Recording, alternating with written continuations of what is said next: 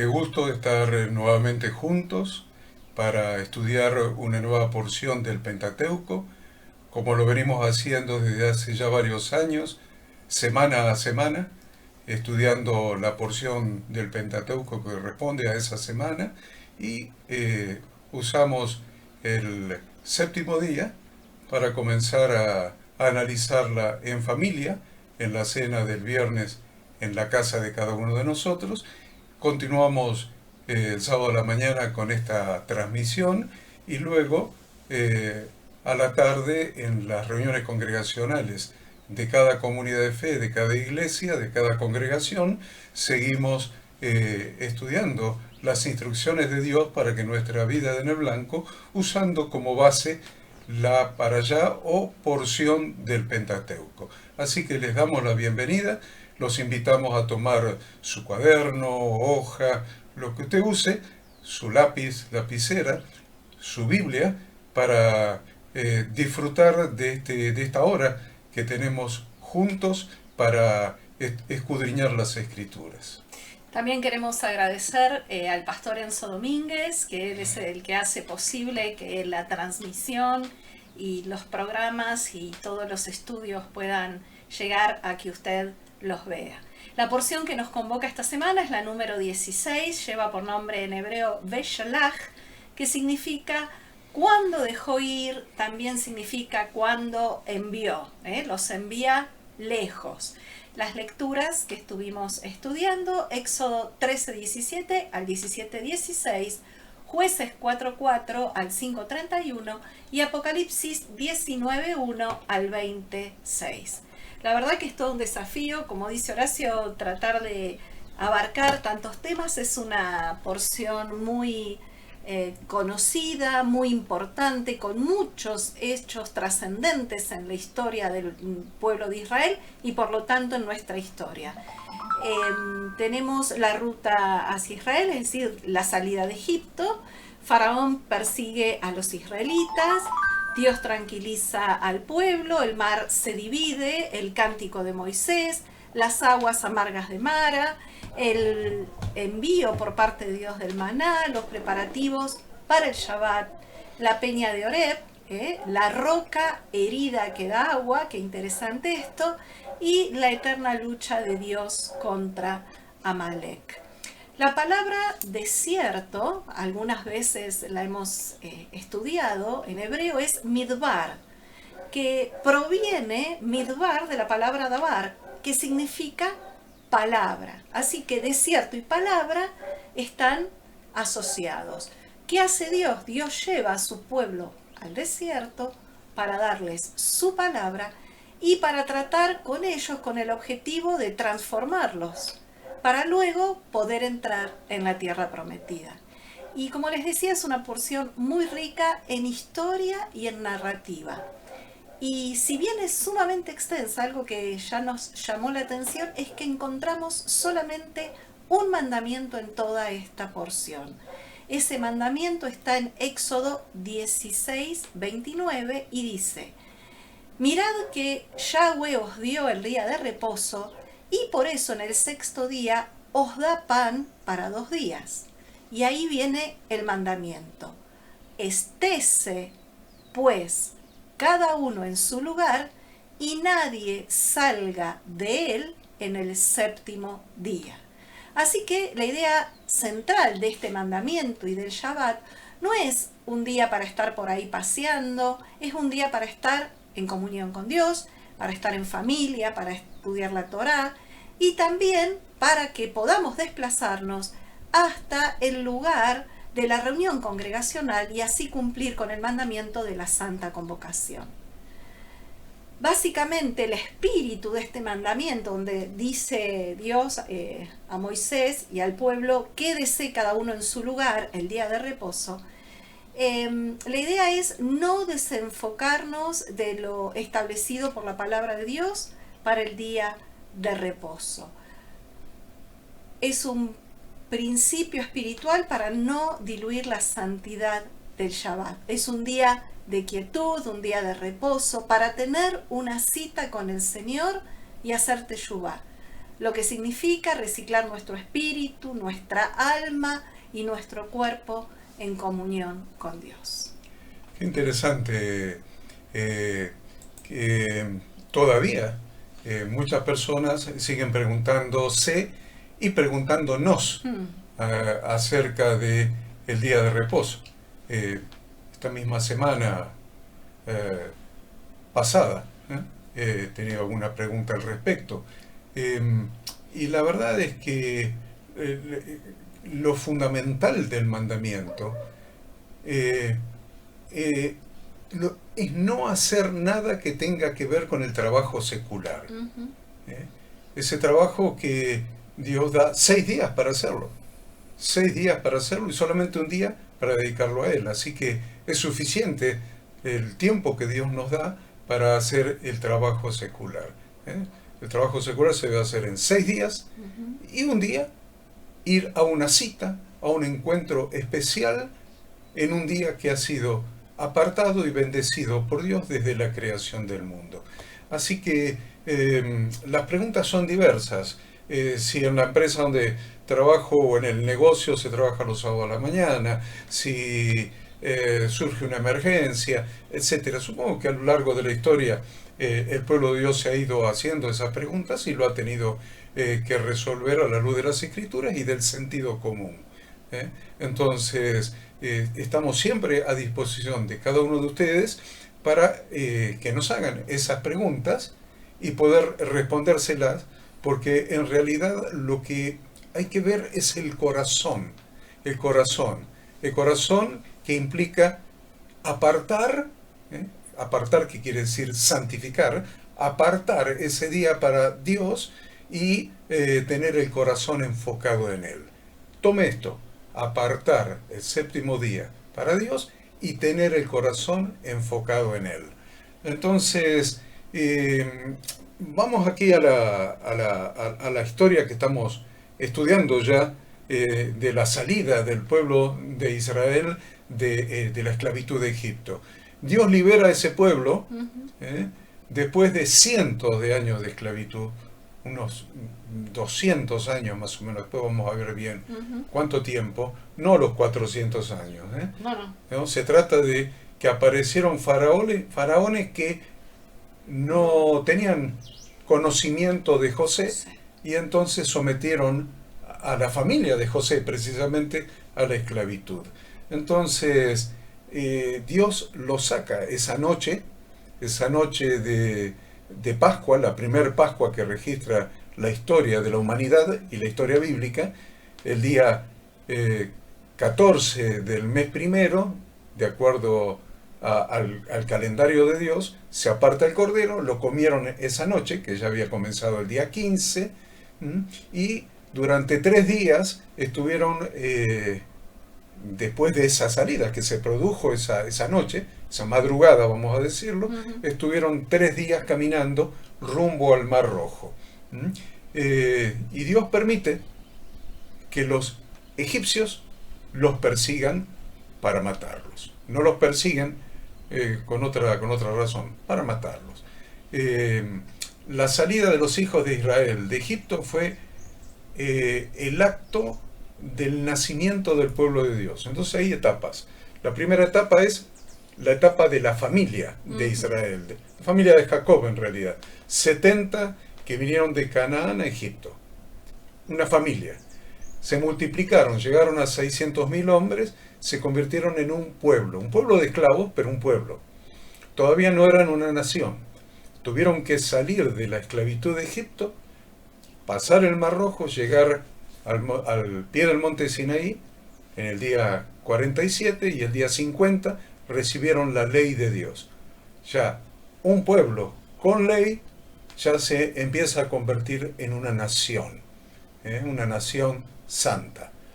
¿Qué le faltaba? Solamente la tierra. Entonces un pueblo con ley y con tierra es una nación completa. Entonces marchan hacia esa tierra prometida. De eso se trata todo este éxodo que duró 40 años. Algo interesante es que este Shabbat que estamos transitando recibe el nombre de Shabbat Shirah, que significa el Shabbat del cántico, porque, como ustedes han visto, en esta porción semanal, Moisés lideró a los hombres hebreos y a su vez Miriam, la hermana de Moisés, guía a las mujeres en un cántico de alabanza y regocijo a Dios después del milagro de la partición del Mar Rojo. Bien, entrando ya específicamente en la porción, Éxodo capítulo 13, versículo 17, dice: y luego que Faraón dejó ir al pueblo, eso es lo que vemos en nuestra traducción Reina Valera, Dios no lo llevó por el camino de la tierra de los filisteos, que estaba cerca, porque dijo Dios, para que no se arrepienta el pueblo cuando vea la guerra y se vuelva a Egipto. Entonces describe el camino que Dios les hace seguir. Y si bien había una ruta fácil y más directa desde Egipto hacia la tierra prometida, esta ruta pasaba por Filistea, y los filisteos, que era un pueblo guerrero, iba a intentar repeler, iba a intentar pelear contra los israelitas. Y como Dios todo lo sabe, Dios sabía que el pueblo se iba a desmoralizar, iba a intentar volver a Egipto, sobre todo porque obviamente era un pueblo que acababa de salir de la esclavitud, eran esclavos. Iba a haber, si pasaba esto, una gran baja entre los israelitas, y la verdad es que nosotros que conocemos a Dios sabemos que no hay prueba que no sea humana, y Dios sabe hasta cuánto cada uno de nosotros puede soportar. Por eso, en 1 Corintios 10, 12 al 13, dice: así que el que piensa estar firme mire que no caiga, no os ha sobrevenido ninguna tentación que no sea humana, pero fiel es Dios. Repito, fiel es Dios, que no os dejará ser tentado más de lo que podéis resistir, sino que dará también juntamente con la tentación la salida para que podáis soportar. Entonces, Dios, ¿qué hace? Los lleva por el camino más corto. No los lleva, por el camino más corto, pero sí por el camino más peligroso, por el camino más largo, por el camino más tranquilo. Dios sabía que el pueblo era débil de carácter, como dijimos, eran esclavos, probablemente mal alimentados, personas débiles, y la verdad que esta falta de voluntad y el miedo haría que ellos quisieran volver atrás. Es muy interesante que este pueblo es como una sombra, vamos a decir, una sombra de lo que es nuestra travesía desde que salimos de la esclavitud del sistema de este mundo, de la esclavitud del faraón de este mundo, que es Hasatán, desde que salimos de sus garras y hemos entrado en la libertad de Cristo, pero hemos entrado en la libertad de Cristo para no estar estáticos, sino para caminar. Nos hemos incorporado al Evangelio, y el Evangelio es un camino. ¿Un camino hacia dónde? Un camino hacia la tierra prometida. Entonces, es muy interesante que esto es una sombra de lo que nosotros estamos viviendo hoy. Este segundo éxodo que estamos transitando. Y podemos llamar el segundo éxodo, o el tercer éxodo, si tomamos el éxodo jujeño que estudiamos en los libros de historia argentina. No. Entonces hubo varios éxodos, pero similar a aquel que es la sombra de que nosotros estamos transitando ahora. Es muy importante porque en el versículo 18 dice que Dios los llevó armados. Esperen que busco el versículo 18. Aquí lo tengo, dice: mas hizo Dios que el pueblo rodease por el camino del desierto al Mar Rojo, y subieron los hijos de Israel de Egipto armados. Entonces, un pueblo de esclavos, desnutridos, mal alimentados, analfabetos, sin entrenamiento para la guerra, salieron armados. Es muy significativo que la palabra de Dios registre esto, porque aunque tenían armas, no eran gente de guerra. Al igual que nosotros, no somos gente de guerra. Bueno, este pueblo no era gente de guerra. Entonces el faraón y su ejército, con 600 carros de hierro, 600 carros de hierro para un pobre pueblo de esclavos desnutridos, ¿eh? Ellos no tenían ninguna posibilidad de vencer a esa maquinaria de guerra egipcia. Entonces, lo importante no era que pudieran vencer al ejército del faraón. Semejante ejército era el imperio del mundo. Entonces, piensen hoy en cuál es el imperio del mundo en la actualidad y por qué domina al mundo. Por las armas. La gran cantidad de armamento que tiene y la sofisticación y el potencial, la capacidad de destruir que tienen esos armamentos. Entonces, nunca iban a poder pelear esos esclavos contra el ejército del faraón y vencerlo. Lo importante que Dios quería enseñar era que tomar las armas y marchar. Los llamaba a tomar las armas y marchar. Es todo lo que tenían que hacer. ¿Qué implicaba esto? Esto implicaba que ellos debían estar dispuestos a pelear. Dispuestos a pelear. No quiere decir que iban a pelear. Quiere decir que tenían que estar dispuestos a pelear. Es más, tendrían que estar dispuestos a dar su vida, si era necesario, para obedecer las instrucciones de Dios. Esto es muy importante que nosotros tengamos en cuenta. Y nosotros, que decíamos recién que estamos transitando este segundo éxodo, decía Ada, y yo decía que por ahí había otros éxodos previos, pero este éxodo hacia la tierra prometida, este sí, es el segundo éxodo, desde la esclavitud hacia la tierra prometida, que estamos transitando nosotros, porque hay una tierra que Dios prometió para los justos. De Yahweh es la tierra y su plenitud, bien, es de Él. Pero por otro lado hay un versículo que dice, los justos heredarán la tierra. Él prometió una tierra, es la tierra prometida para los justos. ¿Quiénes son los justos? Aquellos que están justificados por la sangre preciosa de nuestro Redentor Jesucristo, que nos ha justificados. Cuando la palabra de Dios habla de justo o de justicia, siempre está hablando de obediencia a los mandamientos de Dios. Entonces, la sangre de Jesucristo nos hizo libres del reino de las tinieblas y de su faraón y nos trajo al reino de su luz admirable, pero nos justificó, nos hizo aptos para obedecer las instrucciones de Dios contenidas en su santa palabra. Entonces, nosotros en este segundo éxodo también tendremos luchas. Y ustedes lo saben, todos los días tienen luchas. Pero algunas luchas muy feroces. Pero debemos estar armados y protegidos. Por lo tanto, debemos estar armados y protegidos. Pero esta vez con armas espirituales. Con armas espirituales tal como lo establece Efesios capítulo 6 del 10 al 18.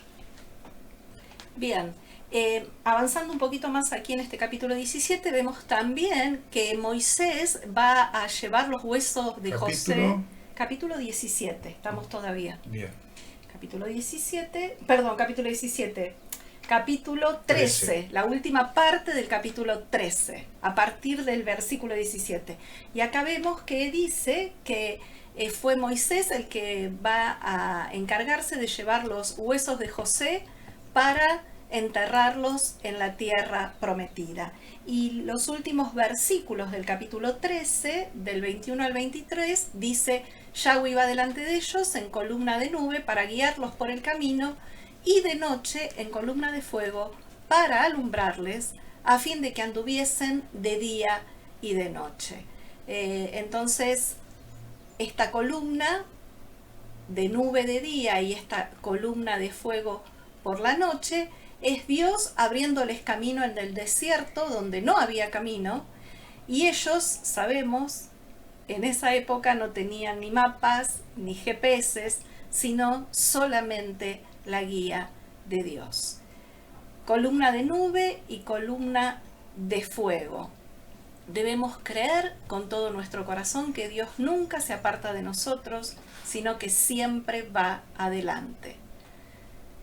Lo que necesitamos nosotros es verlo, es tener esta conciencia, es verlo, es seguirlo y entender que a Dios se lo ve y se lo sigue a través de estudiar su palabra y seguir sus instrucciones.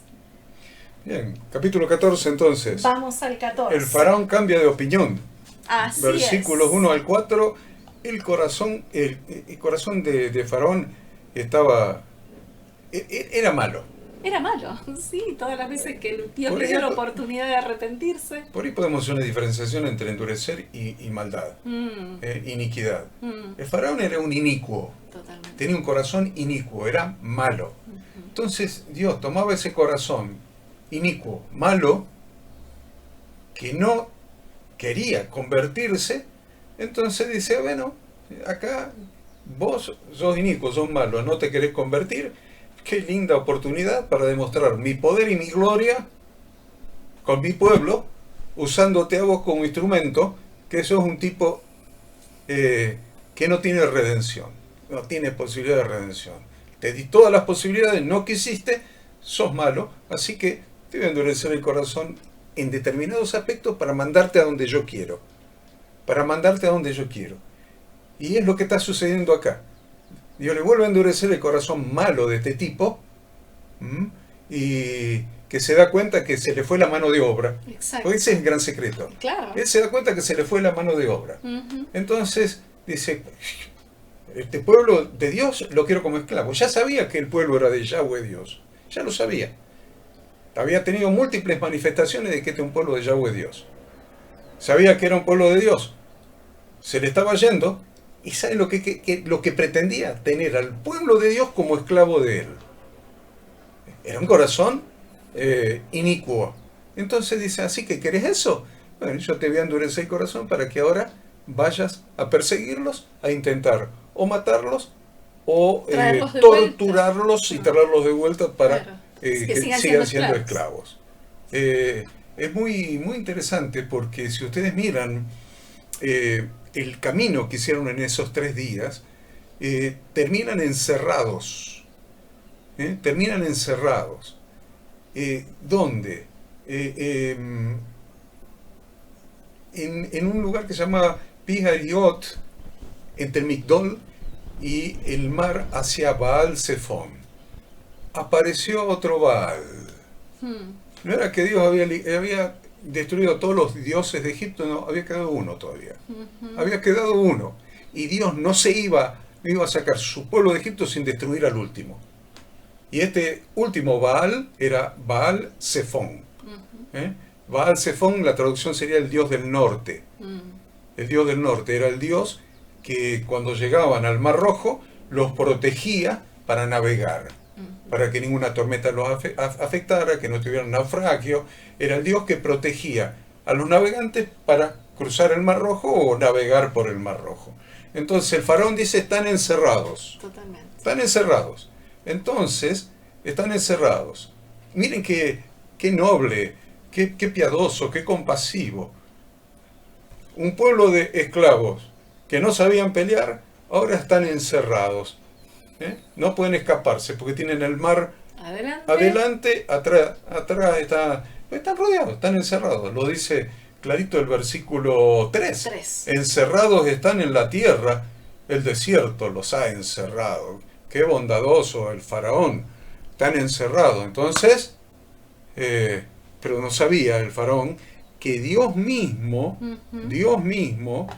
los había guiado hacia esa encerrona. Había sido todo un perfecto plan de Dios. Y vemos también que en el versículo 4 que Yahweh dice, y seré glorificado en Faraón y en todo su ejército, y sabrán los egipcios que yo soy Yahweh.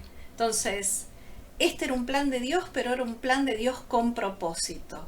Su propósito, lo dijimos hace un rato, era ser glorificado en el emperador y en el ejército. Y de esta manera definitivamente liberar a su pueblo del yugo opresor. El faraón sabía que el lugar hacia donde estaban yendo los israelitas los iba a tener encerrados. Sin embargo, para Moisés volver atrás no era una opción. Y si esto lo llevamos a nuestra vida diaria, porque nosotros decimos siempre que en cada porción encontramos enseñanzas para aplicar a nuestra vida, Y la verdad que en nuestra vida diaria muchas veces volver atrás para muchas personas es una opción. Siempre se piensa que una alternativa válida para hallar soluciones y no enfrentar las dificultades es volver atrás. Cuando se me pone difícil, cuando el camino se me cierra, mejor volvamos para atrás. Esto lo vemos inclusive en la vida de Jesús, de Yeshua, después que él muere.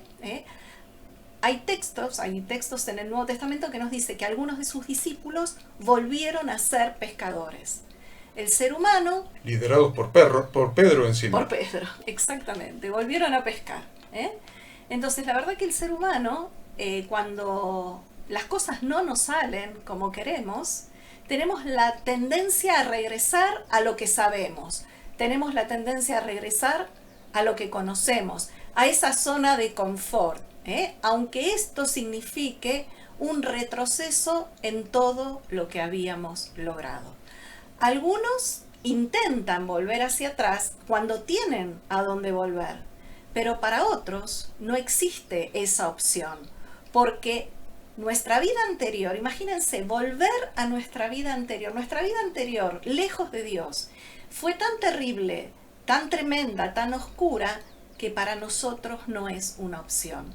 Nuestra vida lejos de Dios ha sido tan horrible que jamás volveríamos allí. Faraón salió, versículo 5 al 9, salió con todo el ejército, con todos los carros de hierro. Exacto. 600 carros de hierro. 600. Cada carro llevaba 2 soldados, uno que conducía el carro y el otro que liquidaba gente. Exacto. El que luchaba. El que luchaba. Y la verdad es que, por más difícil que pudiera ser la situación en que estemos, porque esto sí que era una situación difícil, no nos olvidemos que Dios los había sacado, dice la Escritura, con mano poderosa. Mírenlo ahí en su Biblia, los sacó con mano poderosa. Entonces, por más difícil que sea la situación en que estemos, nunca nos olvidemos que hasta aquí el Señor nos ha acompañado y nos ha sostenido. Que la situación difícil que estemos enfrentando, no opaque la gran obra que Dios viene haciendo en nosotros desde que nos sacó de la esclavitud del pecado. Dios ha venido haciendo una obra con nosotros. Probablemente en un momento de tu vida te encuentres con una situación muy difícil, como le pasó a esta gente, al pueblo de Israel. Y no te olvides de toda la obra que Dios ha venido haciendo en tu vida. Y no la malogres, desandando el camino y volviendo a cero. Es muy importante eso. Entonces, el faraón sí se olvidó.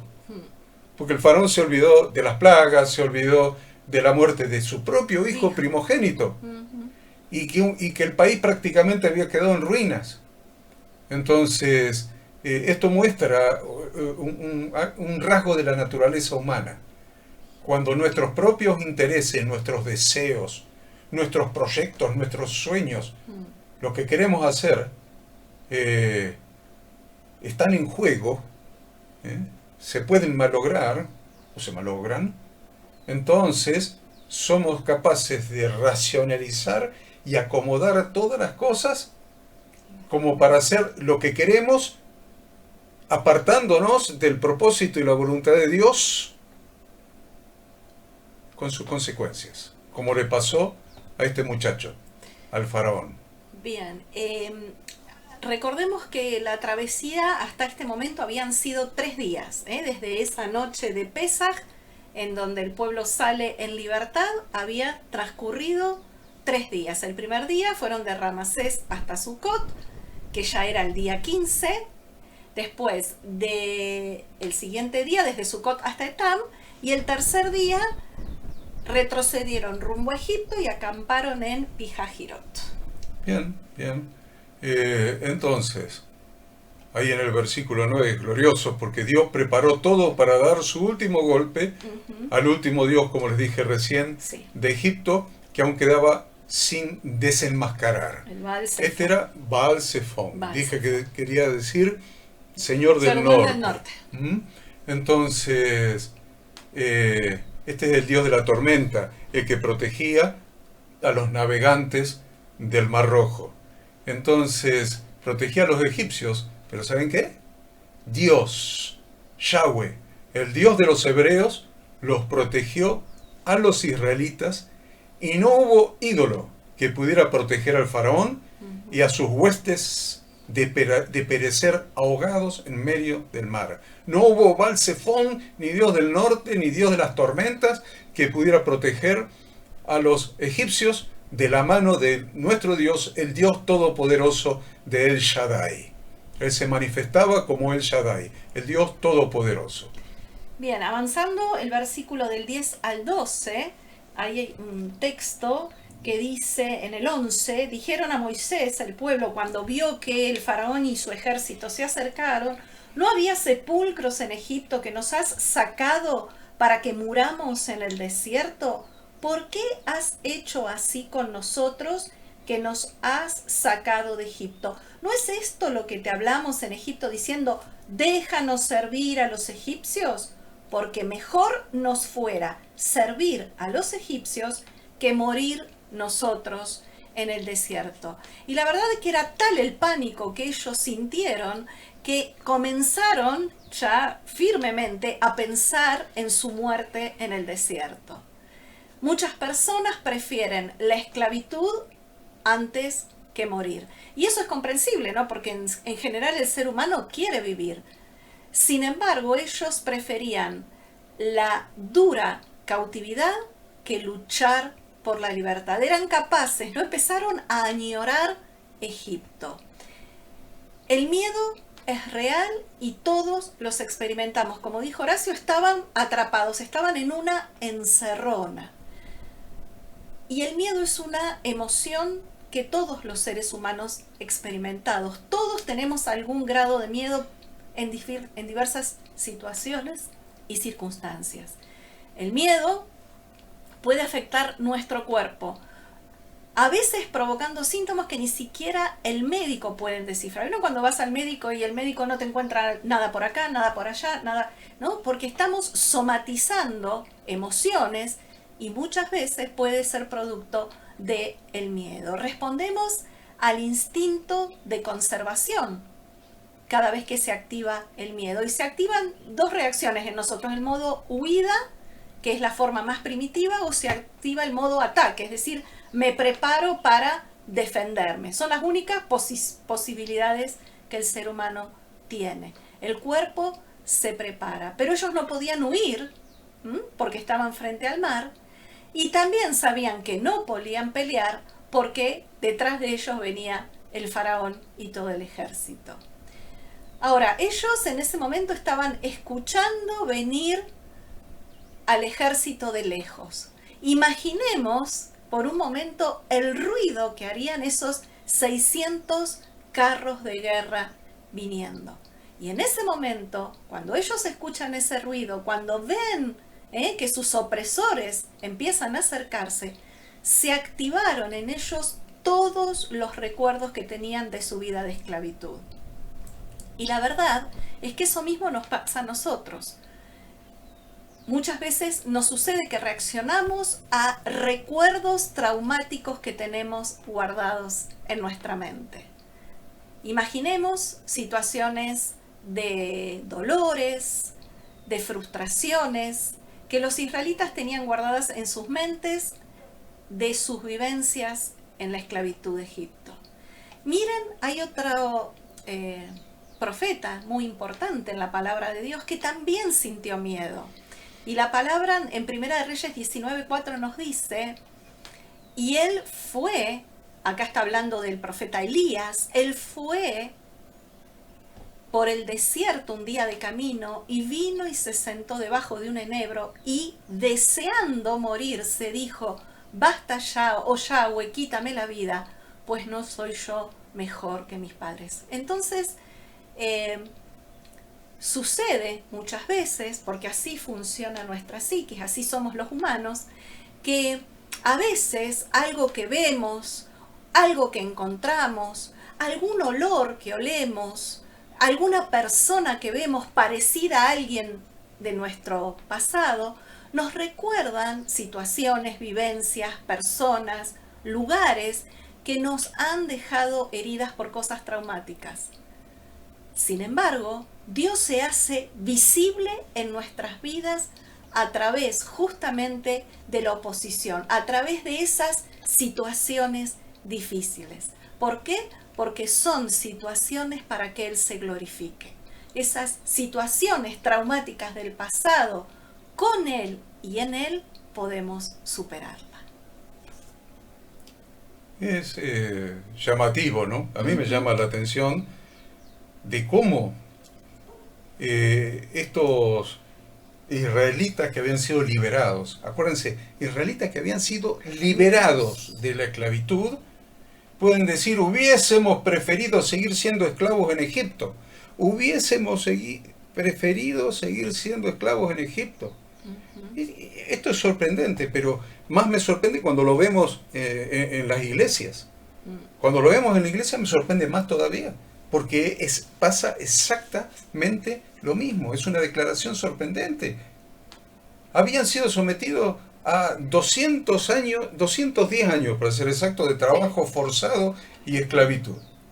Entonces, ¿de qué manera podía ser preferible aquella situación antes que la libertad que ahora tenían por delante? ¿De qué manera podía ser posible abandonar la iglesia, dejar de congregarse? Dicen la frase teológica que se ha inventado, irse al mundo. Se fueron al mundo, se fue al mundo. No se fue al mundo, se fue a Egipto. Se fue de vuelta a la esclavitud de Egipto. ¿Cómo puede ser posible, queridos hermanos? ¿Cómo puede ser posible que esto suceda? Bueno, es posible porque para esto está este modelo que Dios nos está dando en el Éxodo. Para eso está este modelo. ¿Por qué? Porque la respuesta es que la esclavitud tiene una sola y gran ventaja. Una sola. ¿Saben cuál es? La despreocupación. Despreocupación. Los egipcios proveían a los hebreos de las necesidades básicas, comida, mala comida, ajos y cebollas, era, sí. Porque después lo dicen ellos, sí. Refugio. Los israelitas no debían tomar ninguna decisión acerca de qué hacer durante el día, o qué logros alcanzar, qué metas. Ellos preferían un ambiente confinado en lugar de la libertad que siempre viene acompañada de una gran responsabilidad. Ese es el gran problema. La libertad en Cristo siempre viene acompañada de una gran responsabilidad. Y eso es lo que a veces cuando aparecen las dificultades, cuando aparecen el ejército enemigo, los carros del faraón, entonces nos asustamos y queremos volver para atrás. Donde no tengamos ninguna responsabilidad, donde vivimos como nos lleva cada día, como venga, como las olas del mar. Como entonces, las circunstancias nos dirigen. Entonces, es muy, muy interesante que aprendamos a luchar contra la comodidad, de no tener que tomar decisiones, porque si no aprendemos a luchar contra esa comodidad y aprendemos realmente a tomar decisiones en el Señor, a levantarnos, a caernos y volvernos a levantar 7 veces, 70 veces 7, lo que sea, a caernos y volvernos a levantar y seguir caminando en el camino del reino de Dios, tomando decisiones, afrontando circunstancias, venciendo las pruebas, venciendo las tentaciones, entonces ahí recién vamos a avanzar en nuestras vidas. Entonces, nuestra única esperanza para escapar de los confines de Egipto es confrontar honestamente nuestros miedos y abrazar las oportunidades que Dios nos da cada día para crecer. Y sabiendo qué es lo que nos está esperando del otro lado del mar. Un desierto. Es una oportunidad de seguir creciendo hacia la tierra prometida, hacia la meta.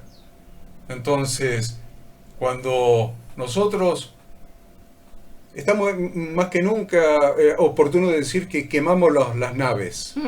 Sí. ¿Cuándo se quemaban las naves?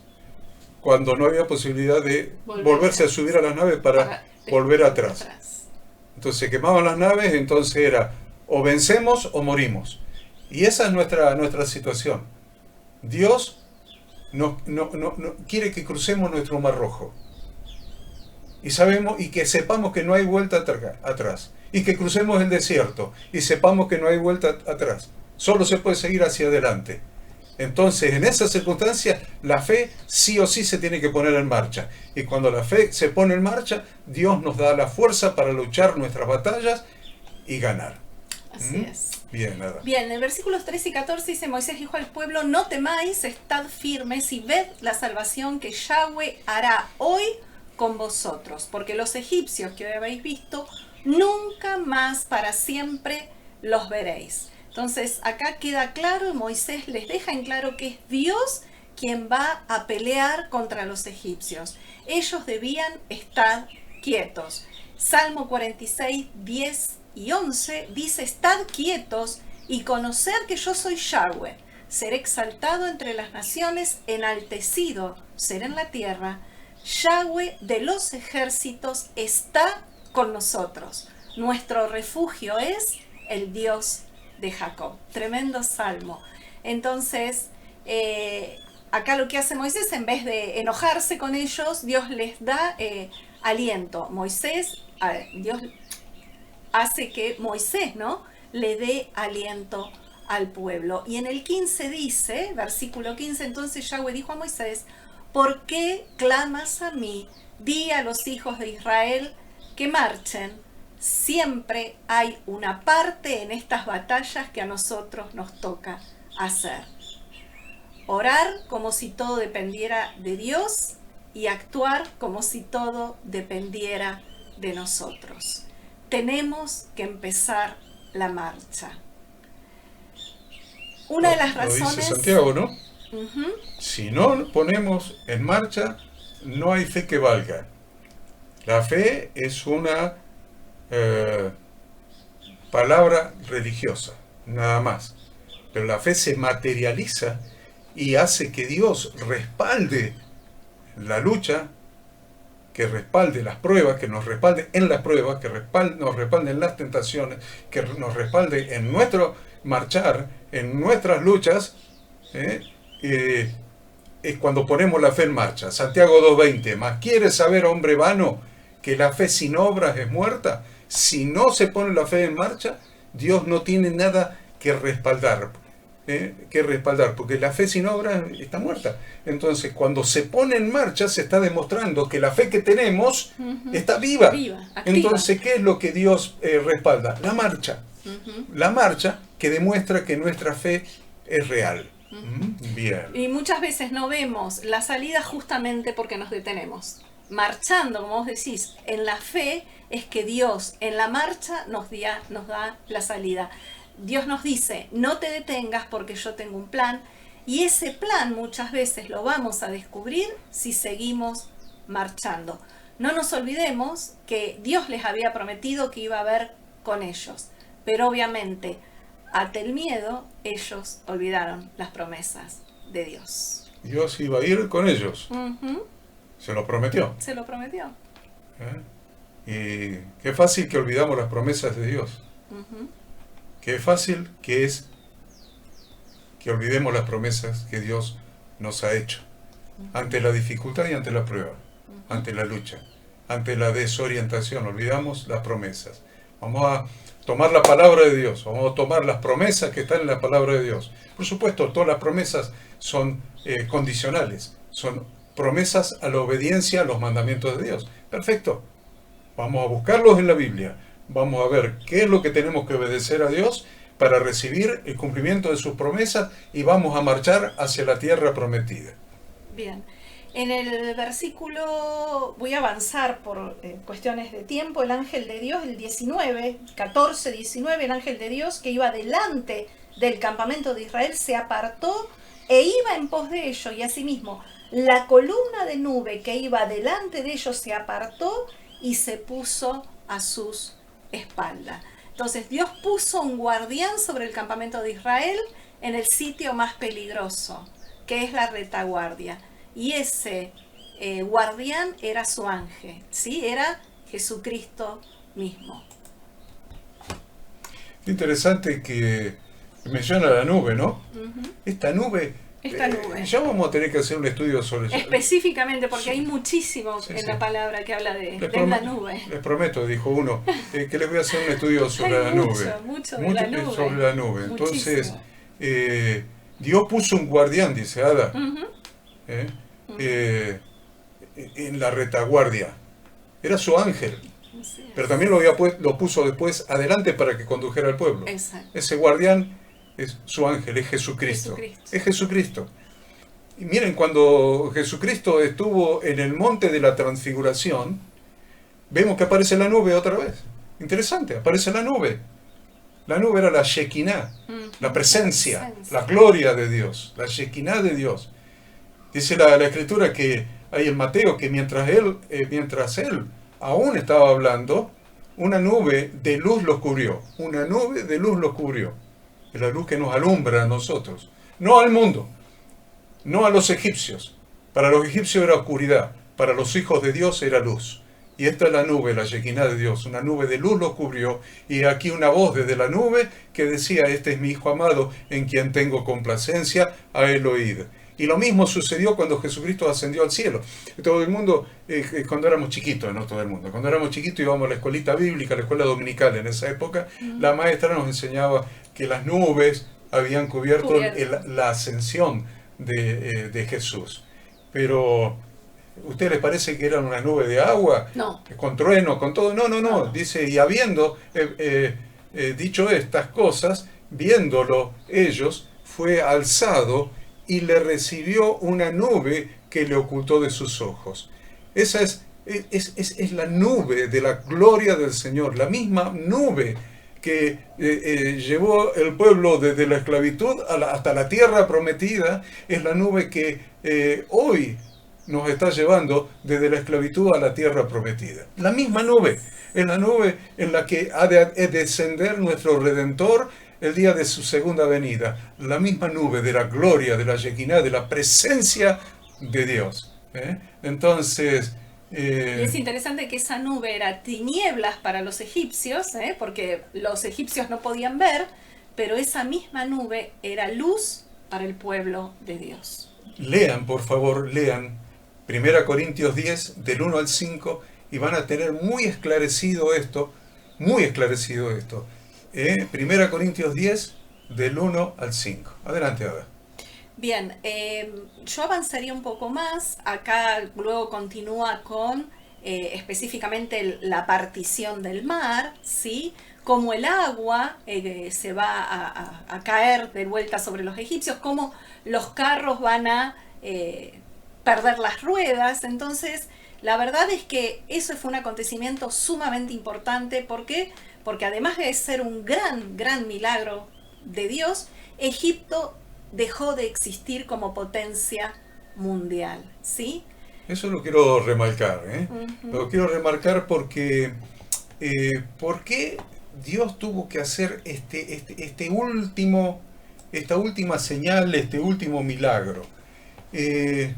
Porque tenía que morir el emperador. Obvio. O sea, lo que Dios tenía que lograr es una verdadera libertad para su pueblo. Exacto. Una verdadera libertad.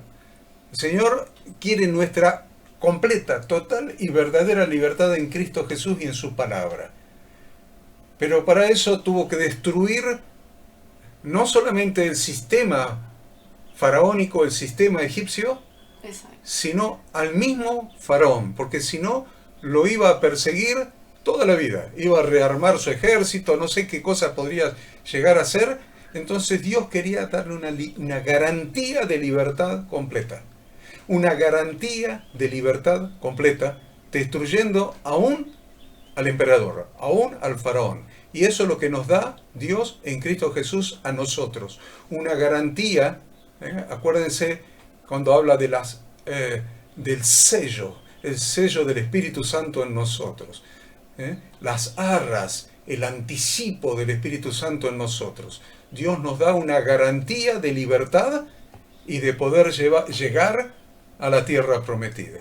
Si la podemos tomar, si podemos ser llenos del Espíritu Santo cada día y ser sellados por el Espíritu Santo y recibir ese anticipo, esas arras de nuestra salvación, de nuestra redención y de nuestro camino hacia la tierra prometida. Vamos al capítulo 15. Capítulo 15 es maravilloso, también pueden o deberíamos estudiarlo en profundidad, pueden hacerlo ustedes hoy en cada congregación, es tan rico, es una alabanza, ¿no? Tan tremenda, cada uno de los versículos de este cántico. Pero algo que queremos remarcar es que ellos cantaron no cuando el mar se abrió, sino que ellos cantaron después que cruzaron el mar. Cuando el mar se cerró y llegaron ahí a tierra firme, recién ahí cantaron. Y la verdad es que Dios lo que quiere de nosotros es que alabemos y adoremos en medio de la prueba. Cada vez que estemos frente a una calle sin salida. Esa calle sin salida hoy puede ser tu matrimonio que está fracasando, problemas con tus hijos, problemas económicos, problemas laborales, problemas de salud, alguien que te defraudó, en fin, tantas situaciones que nosotros vemos que no encontramos salida. Esta porción nos desafía a alabar a Dios aun cuando las cosas no salgan bien ni como nosotros queremos. Aún así, hay que seguir marchando, porque dijimos, en la marcha Dios va con nosotros y en la marcha vamos encontrando el plan y el propósito que Dios tiene para esa situación. Por lo tanto, cada vez que lleguemos a una calle sin salida, marchemos y alabemos a Dios. Yo avanzaría al capítulo 16. Del 15 hay algo importante.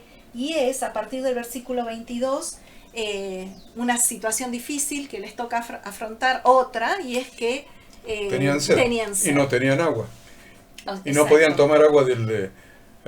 aunque ahora algunos toman agua de mar, ¿no es cierto? Porque es salutífera, pero se ve que en esa época no tomaban agua de mar porque realmente tuvieron sed y encuentran ahí un arroyito que lamentablemente contenía aguas amargas. Mara quiere decir amarga. Entonces Israel pone a prueba a Dios. Entonces, miren, hay algo que tenemos que tener en cuenta. ¿Cómo debemos orar? Siempre debemos orar. Ante toda necesidad debemos orar. Ante cualquier necesidad debemos orar. El problema de los israelitas no fue que oraron a Dios porque tenían sed. No. El problema fue cómo lo hicieron. ¿Cómo lo hicieron? Su error no fue pedir agua, sino protestar con tanta vehemencia. Exacto. Entonces, la queja permanente. Si no te estás quejando por el país donde vivís, si no te estás quejando por la economía, te estás quejando por el dólar, te estás quejando por los costos, te estás quejando por el hambre, te estás quejando por la sed, te estás quejando por la miseria, te estás quejando porque tenés ganas de quejarte, porque en tu naturaleza necesitas ser redimida en ese aspecto. Hay que sanar esa parte de la naturaleza, la parte de la queja. No podés estar quejándote por todo, porque la queja es lo contrario a la gratitud. Y Jesús nos enseñó a ser agradecidos. Padre, te doy gracias por haberme oído. Y Lázaro estaba muerto en el sepulcro. Y Jesús estaba diciendo, gracias te doy, Padre, por haberme oído. Podría haberse quejado, mira el olor a podrido que sale del sepulcro, se está pudriendo, ya está podrido este amigo mío. No se quejó, sino que dio gracias. Tenemos que cambiar la queja por la gratitud. La gratitud. Entonces va a cambiar nuestra perspectiva y va a cambiar nuestra conducta y va a cambiar nuestra actitud y nuestra fe. Entonces Moisés, ¿qué hace? Pues tira un árbol en el arroyo. Un árbol. Y el agua se convierte de amarga a dulce. Y esa agua, ese árbol que puede convertir la amargura de nuestra vida en algo dulce, agradable a Dios y a los hombres, puede ser y solamente es la cruz de Cristo. El árbol, el madero que representa la cruz de Cristo. Y me gusta lo que Dios les dice, porque si oyeres atentamente la voz de Yahweh tu Dios, e hicieres lo recto delante de sus ojos, y dieres oído a sus mandamientos, y guardares todos sus estatutos, ninguna enfermedad de la que envía a los egipcios te enviaré a ti, porque yo soy Yahweh tu sanador. Tremenda promesa que Dios le hace en este capítulo al pueblo. Y la cumple en el capítulo 16. Exacto. Y la empieza a cumplir en el capítulo 16. Porque el maná que Dios envió del cielo no solamente era alimento, sino era medicina. Medicina también. Acuérdense, sí. El maná que Dios mandó del cielo no era solamente alimento, sino también medicina. Eso es Yahshua, eso es Jesucristo para nosotros. El maná que Dios envió del cielo, que no solamente es alimento para nuestras almas, para nuestra vida, sino que es medicina, aún medicina para nuestros huesos. Jesucristo es alimento y es medicina. Entonces vamos al capítulo 16, que habla del maná, Ada. Bien. Bueno, la primera parte del capítulo 16 dice: partió luego de Elim toda la congregación de los hijos de Israel, y vino al desierto de Sin, que está entre Elim y Sinaí. Y acá, fíjense, hay una fecha importante. Dice, a los 15 días del segundo mes, después que salieron de la tierra de Egipto, ¿no? Y esta fecha, vamos a ver un poco más adelante, que es significativa porque es la fecha que Dios va a dar para la celebración de lo que llamamos la segunda Pascua. La celebración de la Pascua por aquellos que no pudieron hacerla el primer día, ¿sí? Es muy interesante eso, no es un tema que corresponde a esta parasha, por una razón simple no corresponde. Porque todos los que estaban ahí habían celebrado la Pascua para poder salir de Egipto. Exacto. Pero sepamos que Dios es un Dios de oportunidades. Y ahí en Números capítulo 9, del versículo 9 al 11, Dios va a su pueblo cada año siguiente a dar la oportunidad a aquellos que no pudieron involuntariamente, aquellos que no quisieron, son apartados de su pueblo, dice la Escritura, son apartados de su pueblo, son sacados de la congregación, los que no quisieron. Pero aquellos que estaban de viaje o que tuvieron algún problema, un problema de funeral o cosas por el estilo, entonces, y no pudieron celebrar la Pascua el día 14 y 15 del mes primero, Dios le da la oportunidad de celebrarlo en la misma fecha, pero del mes segundo. Dios es un Dios de oportunidades. En todo Dios es un Dios de oportunidades. Y bueno, vemos en el versículo 2 que dice: toda la congregación de los hijos de Israel murmuró contra Moisés y contra Aarón en el desierto. Increíble, habían pasado nada más que un mes de la salida de Egipto, habían visto a Dios manifestarse a través de las plagas, habían visto hace muy poquitos días el Mar Rojo partirse, hacía casi un mes que había pasado esto, ¿sí? Y ya se habían olvidado de todos los milagros y las señales de Dios. Cuando estamos en crisis, distorsionamos la realidad. Esto prueba una vez más que los milagros no convierten a las personas. Ellos vieron infinidad de milagros, sin embargo, su corazón todavía no había sido transformado. No se habían convertido. Es muy, muy importante lo que decías, Ada. Los milagros, que es lo que la gente anda buscando en las iglesias. Todo el tiempo. Venga por su milagro, venga por su milagro, va por su milagro, y por ahí recibe un milagro. Un milagro, 2 milagros, vive de milagro en milagro, y no sé si eso no es una estrategia del enemigo para entretener a la gente. Porque acá nos está ampliamente demostrado que los milagros no convierten a nadie. No convierten a nadie. Nuestra fe no puede estar sustentada en milagros, porque generalmente si nuestra fe se sustenta en milagro, entonces después de un tiempo vamos a tener otra situación, entonces vamos a estar esperando otro milagro. Nuestra fe tiene que ver con la obediencia, con pararnos firmes en nuestra fidelidad a Dios y la obediencia a sus instrucciones. Bien. Leamos un poquito del maná, ¿te parece? Del maná, bueno, lo que vos quieras sobre el maná. Bien. En el versículo 4, interesante, porque Jehová dice, Yahweh le dice a Moisés, he aquí yo os haré llover pan del cielo. El pueblo saldrá y recogerá diariamente la porción de un día, para que yo pruebe si andan en mi ley o no. Entonces Dios proveerá pan del cielo. A nosotros, los seres humanos, nos preocupa cada día que vamos a comer. Y Deuteronomio 8 habla de el motivo por el cual Dios le hizo los milagros en el desierto.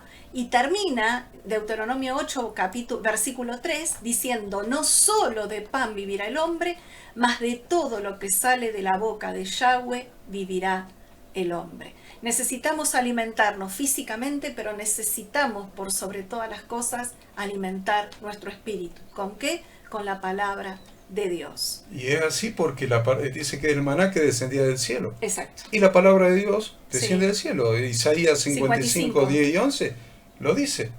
Como desciende de los cielos la lluvia y la nieve. Exacto. Entonces dice que así también será mi palabra, que sale de mi boca, dice Yahweh Dios, no volverá a mí vacía, sino que hará todo aquello que yo quiero. Exacto. Y será prosperada para aquello para lo cual la envié. Entonces, su palabra desciende como lluvia, el maná descendió del cielo, y Yahshua descendió del cielo, y lo estamos esperando a que retorne del cielo.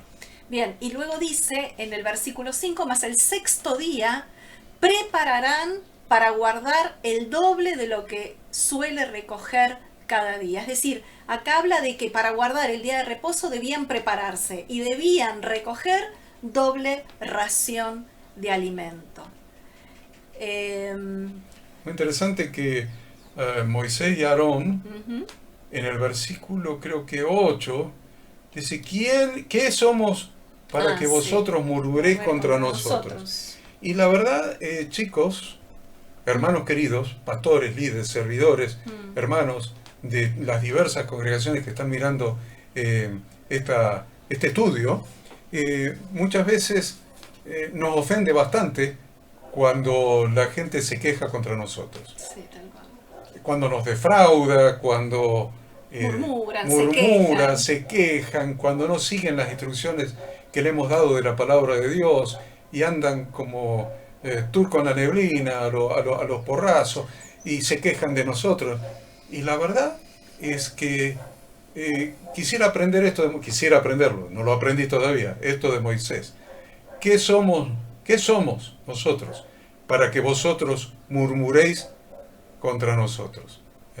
Entonces, cuando murmuran contra nosotros, y tal vez sea una prueba, tal vez sea la prueba que le fue tocando a Moisés a lo largo de 40 años, que al final lo volteó. Al final lo volteó y se enojó.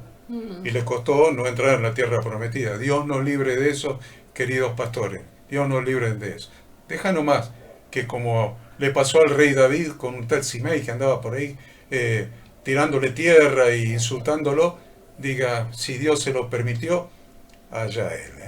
Dios se lo permitió, me la aguanto. Vamos a dar. Bien, luego vemos que el pueblo murmura, lo que acabas de decir vos, y luego dice el versículo 14, cuando el rocío cesó de descender, he aquí sobre la faz del desierto una cosa menuda, redonda, como una escarcha sobre la tierra, y viéndolo los hijos de Israel se dijeron unos a otros, ¿qué es esto? Porque no sabían qué era. Entonces Moisés dijo, es el pan que Yahweh os da para comer.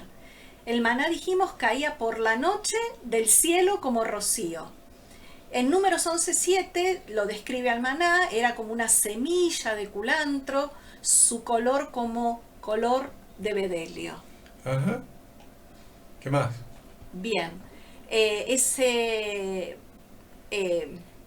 la realidad es que la oscuridad, ¿sí? Porque caía de noche. Entonces muchas veces la oscuridad es algo parecido a una ceguera espiritual. hace que no podamos ver las bendiciones que vienen del cielo. Cuando caía de noche no veían el No color. veían, no lo veían caer ni veían el color, recién lo veían a la mañana, ¿no? Y el color el bedelio, yo lo googleé y es color como de perlas preciosas. Las perlas preciosas tienen color bedelio. Y algo interesante es que nuestro cuerpo necesita por lo menos 10 nutrientes esenciales y este pan que Dios les enviaba del cielo tenía todos los nutrientes. Era un alimento completo con sabor dulce y con sabor como de aceite nuevo. Y muy maravilloso es el paralelismo, ¿no?, de este pan que descendió del cielo, como vos decías, con Yahshua. Sí, Jesús dijo, el pan, le dijo una vez ahí, creo que está como en Juan capítulo 6, Juan no 6. dio Moisés el pan del cielo, mas mi Padre os da el verdadero pan del cielo, el verdadero maná es Yahshua. Exacto. Porque el pan de Dios es aquel que descendió del cielo y da vida al mundo. Le dijeron, Señor, danos siempre este pan. El maná en el desierto otra vez es otra sombra. Es la sombra del verdadero pan que Dios envió para dar vida al mundo. Al mundo. Porque Yahshua murió en la cruz por todo el mundo. El problema es que el regalo está disponible para todos, pero no todos lo reciben. Pero a aquellos que lo recibieron, Dios les dio potestad de ser hechos hijos de Dios. Entonces, Yahshua, Jesús de Nazaret, Jesucristo, es el que viene del cielo y el que viene a Él es saciado. Siempre el que viene a Yahshua es saciado. Y más promete que los que vienen a Él, Él no pierde a ninguno. Este pan que vino del cielo es un regalo de Dios para cada uno de nosotros. Creo que estamos con el tiempo más que cumplido. Quedan varios temas para ver, no pero... sé, si querés cerrar diciendo algo que no quieras dejar pasar. Sí, quisiera decir muchas cosas, pero tal vez del capítulo 17 lo que diría es que vuelven otra vez, ¿no?, a tener carencia de agua. Y en esta oportunidad Dios le dice claramente a Moisés que llegan a una peña, que golpee la peña, de ahí Dios hace, la peña de Oreb, hace brotar agua, pero como los israelitas otra vez murmuraron y se quejaron, les trajo como consecuencia el primer enfrentamiento, la primera guerra, y van a ser atacados por la retaguardia, por Amalek, y entonces el pueblo va a tener que enfrentar al enemigo. Bueno, y yo cierro diciendo, la primera vez que Dios hace salir agua de la peña, Dios le ordena a Moisés que golpee la peña, que golpee la peña. La última vez, Dios le dice que hable a la peña para que salga, emane agua. Moisés desobedece y la golpea la segunda vez también. Eso tiene un significado muy profundo. La peña de Oreb, de la que brota el agua de vida, para nosotros es Jesucristo. Y Jesucristo ya fue golpeado en la cruz del Calvario. Cuando fue crucificado ya fue golpeado por nosotros. Ya fue golpeado, ya entregó su vida. Ya entregó su vida en precio y derramó su sangre en precio de redención, por nuestra redención, por nuestra propia vida. Esa vez ya sucedió, la peña de Oreb. Yahshua golpeado. Ahora Yahshua no va a ser más golpeado, no debe ser más golpeado, debe recibir nuestra palabra. Nuestra palabra. La segunda vez, para que mane agua de la roca, Moisés debía hablar con la roca. Que cada uno de nosotros podamos hablar con nuestro Redentor, recordarlo, hacer memoria de Él, cada reunión congregacional, en los símbolos que Él ha dejado, haciendo memoria de Él, hablándole, honrándole, como solamente Él merece, porque dio su vida por nosotros. Acuérdense, ya Yahshua fue golpeado, ahora no va a ser más golpeado, y no debe ser golpeado por nosotros, sino que debe recibir nuestras palabras de gratitud, de alabanza y de reconocimiento cada vez que nos acordamos de Él, cada vez que hacemos memoria de Él en la cena del día viernes en cada hogar, la cena familiar de cada viernes y en las reuniones congregacionales. Dios bendiga a cada uno de ustedes, que este breve estudio les pueda resultar de utilidad y que sigan estudiando las Sagradas Escrituras, sigan estudiando esta porción ahora en este día junto con los hermanos de la congregación para mutua edificación y exhortación mutua. Dios los bendiga, Dios los guarde. Shabbat Shalom.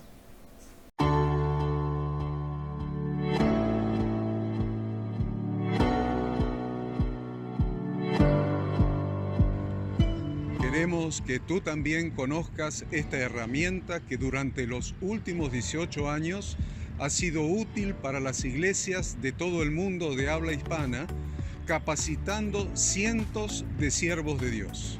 Las formas de aprender están cambiando y Ministerio Bíblico Internacional, a través de su Facultad Bíblica, brinda programas de formación ministerial bíblica, teológica y práctica para la multiplicación y edificación de la Iglesia 100% online. Respondiendo a las necesidades de hoy, para aquellos que no cuentan con la posibilidad de asistir a clases presenciales, donde quiera que estés, en todo lugar, recibirás el material de estudio y verás las clases en vivo y on demand, accediendo a través de tu celular, PC, tablet o Smart TV. Recibe tu capacitación en las siguientes carreras: diplomado en teología para maestros de grupos de evangelismo y discipulado, licenciatura en teología pastoral, diplomado en teología y práctica ministerial para pastores, líderes y servidores. Súmate a los pastores que han organizado un grupo de estudio tutorial a distancia en la congregación con estudiantes locales y de las otras iglesias de la zona. Esta es tu oportunidad como seguidor de Cristo para comenzar tus estudios y completar tus exámenes desde la comodidad de tu hogar y en los horarios que tengas disponibles. Súmate al liderazgo de este tiempo y adquiere las habilidades, herramientas y valores necesarios para impactar el mundo con la palabra de Dios y transformar la vida de aquellos que creen al Evangelio. Para más información, ingresá a facultadbiblica.com.